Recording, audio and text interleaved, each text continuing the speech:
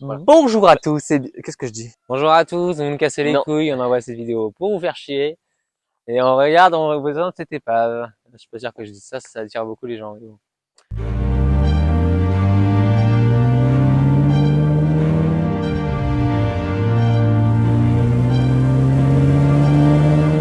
Bonjour à tous et bienvenue sur Cartel. Aujourd'hui on se retrouve pour vous présenter la 208.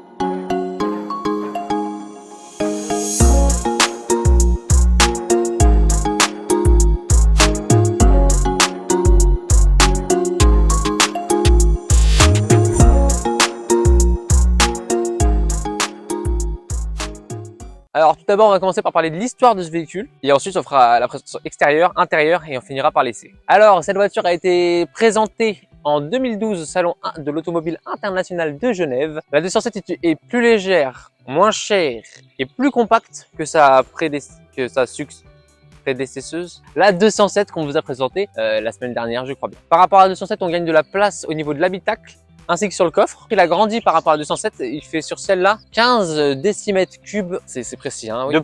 De plus que la 207. La 208 1,6 L Blue HDI, ce modèle-là exactement. Enfin c'est pas celle-là exactement, mais c'est le même moteur, a établi un record de consommation. Alors elle a fait 2152 km pour 43 litres de gasoil consommé.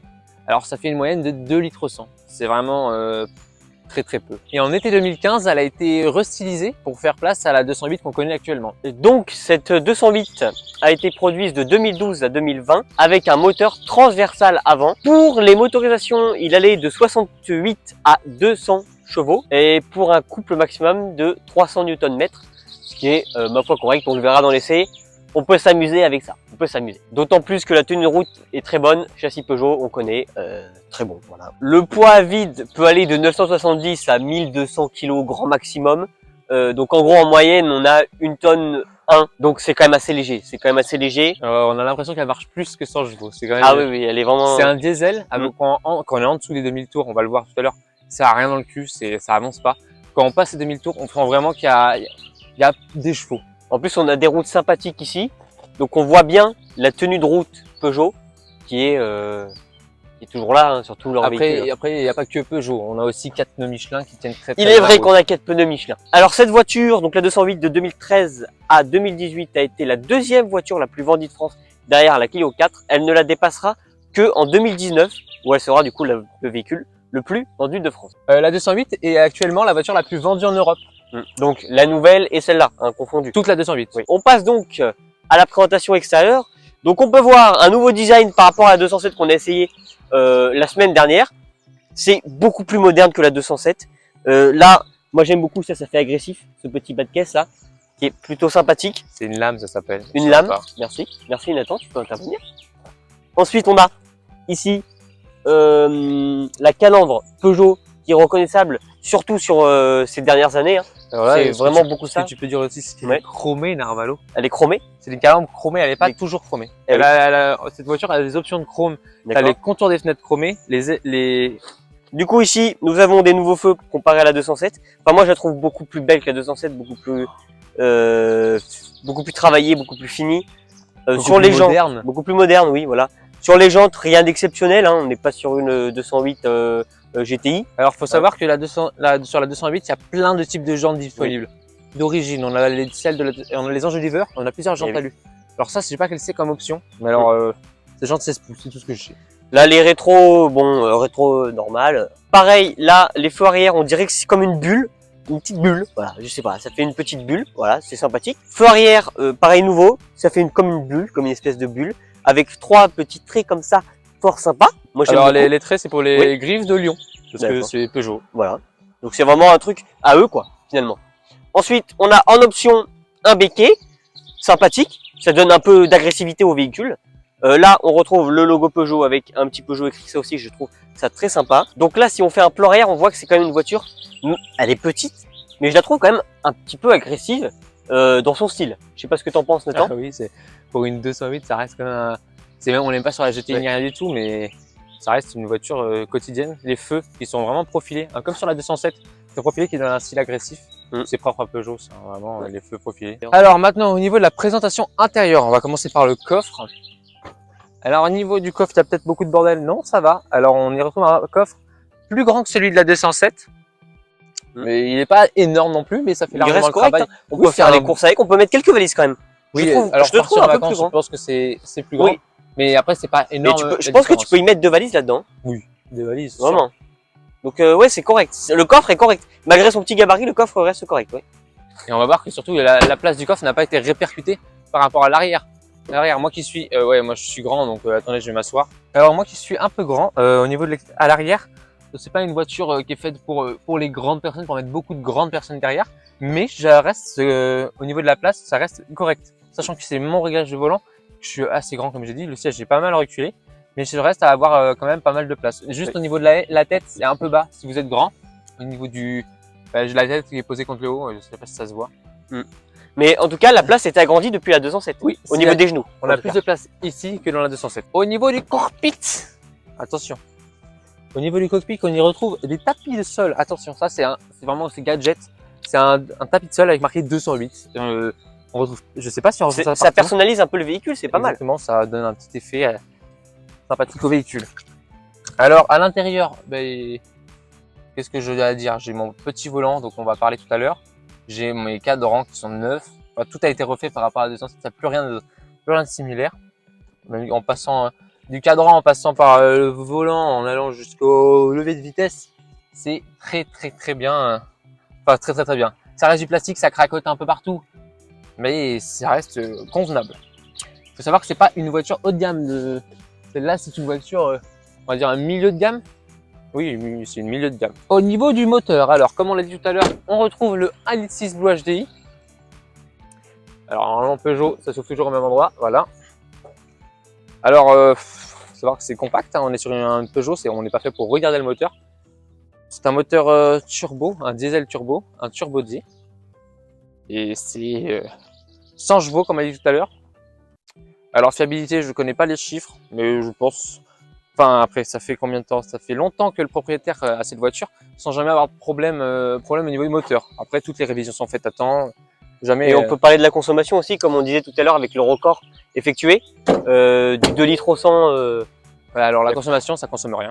C'est un chameau. Alors maintenant, on va passer à la prestation intérieure. En même temps, on va continuer la présentation intérieure et en même temps, on va commencer à rouler avec et voir ce que ça donne. Voilà l'intérieur de ce véhicule. Alors, on retrouve à l'intérieur De la musique. De la musique, tout à fait. C'était une grosse ambiance.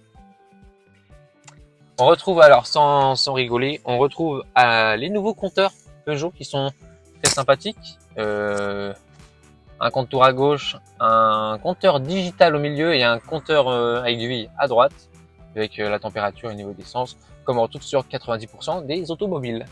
À l'avant, enfin au milieu plutôt, sur la console centrale, on a un écran tactile. Le tactile, il n'est pas très réactif. C'est un tactile, enfin, c'est une voiture normale. Les 3 petits boutons qui te permettent de régler. Bon après c'est du plastique, donc enfin du plastique. Combien de voitures ne sont pas faites en plastique de nos jours sur les compteurs? Après ça reste. Moi, je trouve que la finition est correcte. Ils ont fait ça brille. Il y a un petit plastique là mou. Je trouve ça sympathique. C'est sympa. Il y a des petits points. Moi je trouve que c'est correct. Ils ont fait un effort quand même, sachant que c'est une voiture qui date de 2012, on le rappelle. Alors celle-là elle est 2016 exactement. Oui, mais la voiture de base. La voiture est sortie en 2010. Alors pour l'arrière, déjà on a un petit 3 places, petit. Ensuite on a des vitres manuelles. Il fait chaud. Pour ce qui est du toit, on a un toit panoramique qui s'ouvre et qui se referme logiquement. Ouais, donc ça apporte un peu de luminosité. Ouais. Oui, alors là on va et pas. Ça agrandit un peu, je trouve. Oui, ça agrandit la voiture, ça amène plus de luminosité. Alors ce qu'on voit pas tout de suite maintenant là, c'est que de nuit, on va le voir. Ouais, je sais pas si je pourrais mettre des photos, mais alors il y a plein de petits détails LED. Genre là, tout le contour du toit, il y a des LED bleus. Il y en a, je sais plus trop où. Il y en a que là. Qu'est-ce que je raconte? Il y a un petit tour de LED bleu en haut du toit. Ça vraiment, c'est une finition qui est pas importante en soi, mais ça fait toujours plaisir d'avoir un petit truc lumineux en haut. C'est du gadget, on va dire. Donc on est parti pour cet essai. Alors on est parti pour cet essai. Alors ce qu'on n'a pas dit, je vais commencer par ça. C'est vraiment ce qui interpelle le plus dans les Peugeot. C'était les premières Peugeot à être équipées de ce petit volant. Alors il y a beaucoup de gens qui aiment, qui n'aiment pas. Il y a plein d'avis dessus. Moi je trouve ça très bien. Vraiment ça apporte une maniabilité au véhicule, mais vous vous rendez même pas compte comment ça change la vie. J'ai essayé, sur ma voiture personnelle, la 207 qu'on a vue la semaine dernière, j'ai un grand volant. Et par rapport à la 208, ça amène de la maniabilité. Vraiment beaucoup de maniabilité. La voiture, c'est pas du tout la même chose. Vous prenez une voiture avec un grand volant et un petit volant, c'est pas du tout la même voiture. Ça se conduit très après c'est une Peugeot. Ouais. La tenue de route et la position de conduite sont très bien. Le volant tout le volant est réglable évidemment. Le petit volant vraiment apporte beaucoup de maniabilité au véhicule. Ça nous permet d'être agile en toutes circonstances. Donc en cas de potentiel accident, ça nous permet d'être très réactif. La direction est assistée. Elle n'est pas très dure, non. Elle est correcte. Je trouve que par rapport aux vidéos qu'on a faites, donc pour l'instant on a essayé la Clio, alors on peut la comparer à la Clio 5, je suis désolé, on peut la comparer un peu. Bah oui, c'est clairement la même gamme, c'est juste que la Clio 5 est plus récente. Et moi je préfère celle-ci à la Clio 5 personnellement.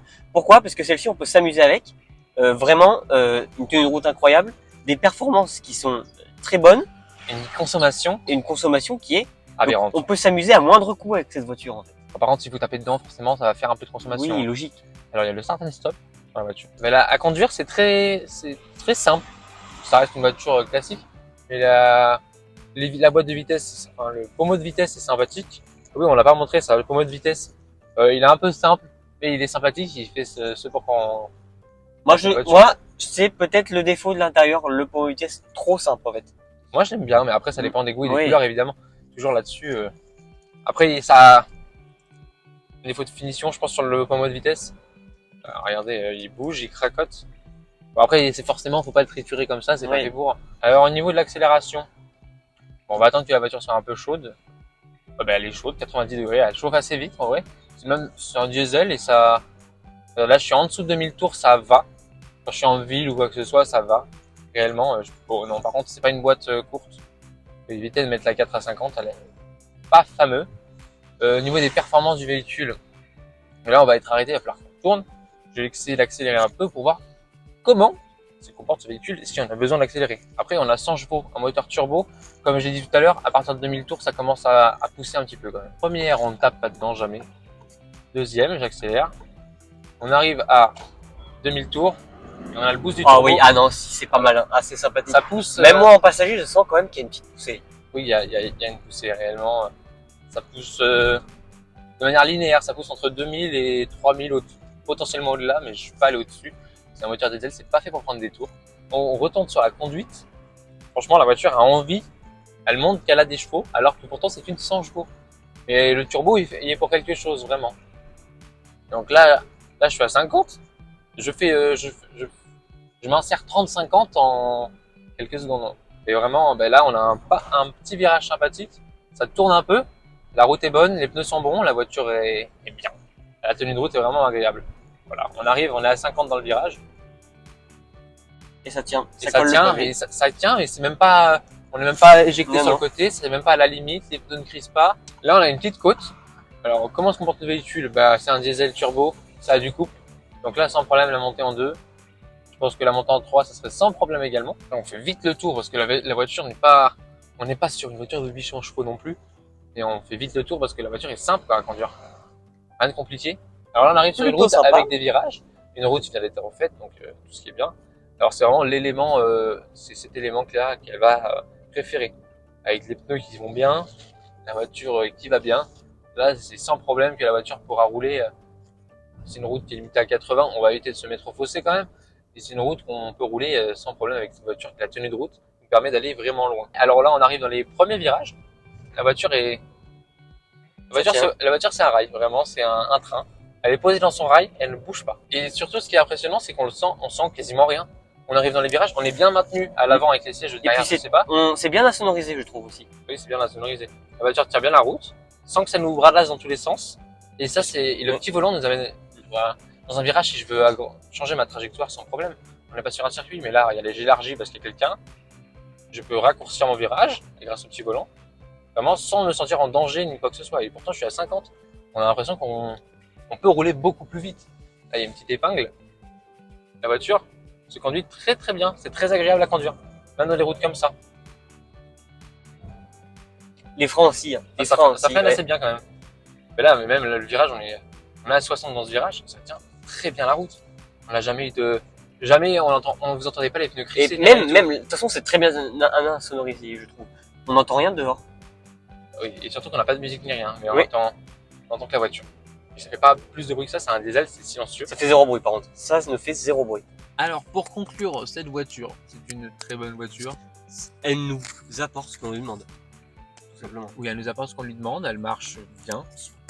Elle est vendue 100 chevaux, on a l'impression qu'il y a plus de chevaux, ça marche assez bien. Qu'est-ce qu'on peut dire d'autre? La tenue de route, c'est une Peugeot, donc ça va forcément être remarquable. Niveau confort, alors à l'avant, on est très bien maintenu. Qu'en penses-tu à l'arrière du confort? Ça va. Est-ce que t'as bougé quand on était dans les virages? Un peu parce que moi j'ai pas trop les. Oui, t'as pas les trucs sur les renforcements, côtés, là, ouais. ici. Donc ouais, je me prends vite la portière quoi. Ah. Mais Oui, ça va. c'est pas conduire, c'est pas conduire. On peut s'amuser avec, à la différence de. Je trouve qu'on peut plus s'amuser avec celle-là qu'avec la Clio 5. La C'est Clio Peugeot, 5, quoi. la Clio 5, vraiment, c'est plus lourd, c'est plus cher. Je vois bien qu'elle est plus chère, oui. Bah oui, c'est une Après, elle Clio avait 5. moins de chevaux, celle qu'on a essayé, mais bon, quand même. Et la On peut tenue de plus route, ça s'amuser sera avec celle-là.